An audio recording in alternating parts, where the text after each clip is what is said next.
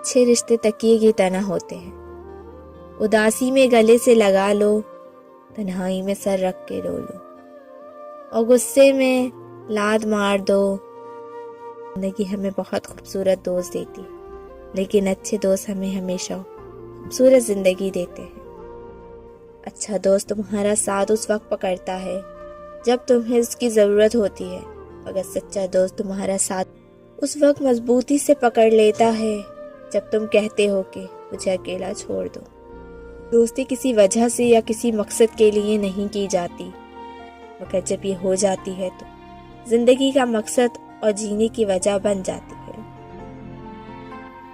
دوستی کا تحفہ ہر کسی کو نہیں ملتا، یہ وہ پھول ہے جو ہر باغ میں نہیں کھلتا۔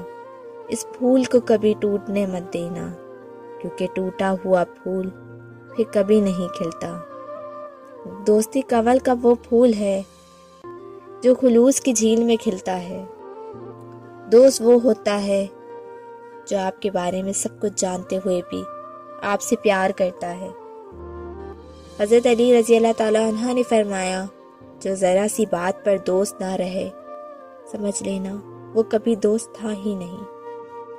دوستی کا بھرم صرف وہ لوگ رکھ سکتے ہیں جن کے وجود میں سمندر جتنا دل ہو۔ دوست اللہ کا بہت قیمتی تحفہ ہے، ان کی قدر کیجیے۔ جس کی قدر نہ ہو وہ نعمت آپ کے نصیب سے واپس چلی جاتی ہے۔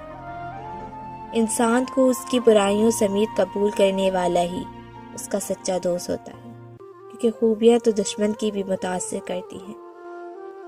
اچھا دوست سفید رنگ کی طرح ہوتا ہے، سفید رنگ میں کوئی بھی رنگ ملاؤ نیا رنگ بن جاتا ہے، مگر دنیا کے سارے رنگ مل کر بھی سفید رنگ نہیں بنتا۔